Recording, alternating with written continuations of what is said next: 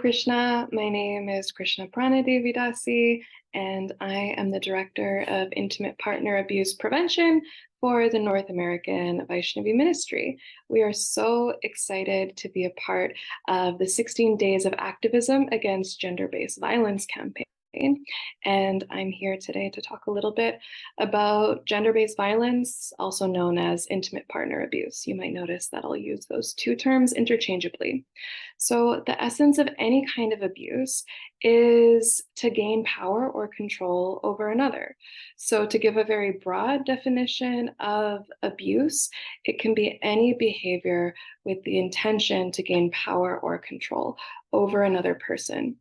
Intimate partner abuse or gender-based violence isn't limited to any particular ethnic, racial, or religious group. It plagues all people of different socioeconomic statuses or sectors of society. No culture or community is immune to gender-based violence. Therefore, it's so important that we deal with this, and we can't pretend that it's not happening just because we're devotees.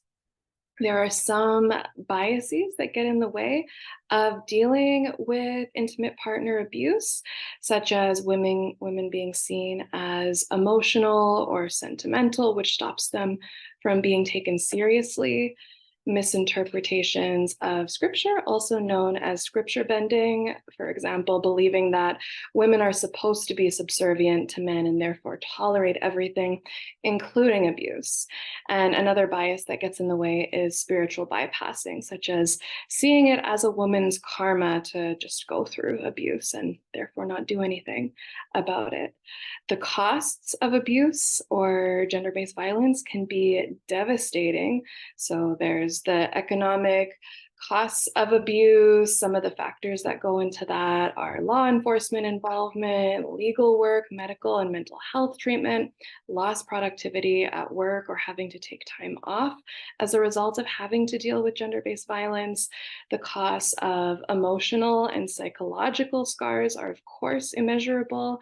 And we know that gender-based violence can have a profound effect on children who witness it in their home. And gender-based violence has an extreme cost to our self or sense of self-worth. And that's also truly devastating. We also know that there are some horrible spiritual costs that come with intimate partner abuse. It blocks spiritual advancement. It can divide and undermine our communities. It violates the teachings of ahimsa or nonviolence and compassion. It's a serious offense to one's partner, who should be seen first and foremost as a devotee of Krishna. And it harms our ability to truly love Krishna. It harms our ability to spiritually advance, and it just goes against Vaishnava behavior. So it's extremely important that we want to take stands against gender-based violence within our communities. And if we don't take a stand, like we've been talking about, the costs, the consequences can be so devastating.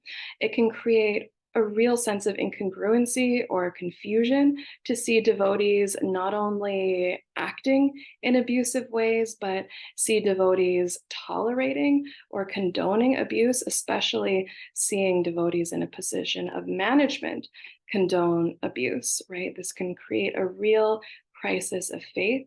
And if we don't take a stand against gender-based violence, many devotees will leave, and many already have, because they're receiving this message that intimate partner abuse is tolerated, and they don't want to be a part of an organization where something like that is tolerated.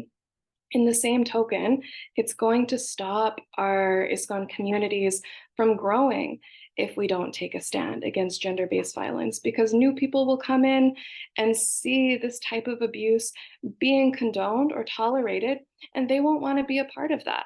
So it makes sense that we want to take a proactive stance against gender-based violence. We want to focus on prevention rather than just responding to it in a matter of crisis. And it's going to help our movement grow even more. It's going to strengthen our ISKCON communities, because when new people come in and see that we're taking this stand, it's actually going to create a feeling of safety within them.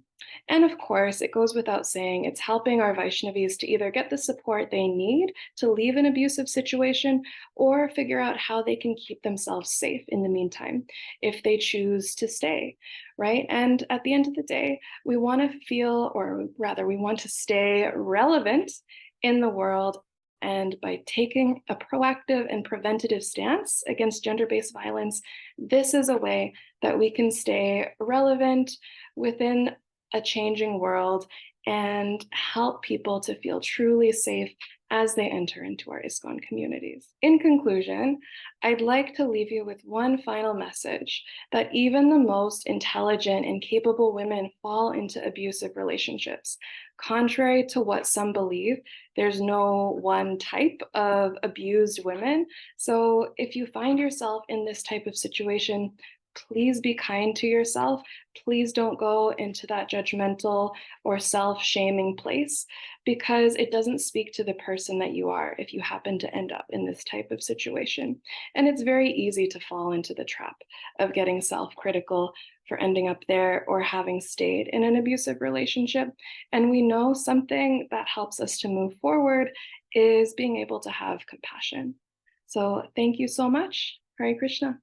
Hare Krishna, Hare Krishna, Krishna Krishna, Hare Hare, Hare Rama, Hare Rama, Rama Rama, Hare Hare. Hare Krishna, Hare Krishna, Krishna Krishna, Hare Hare, Hare Rama.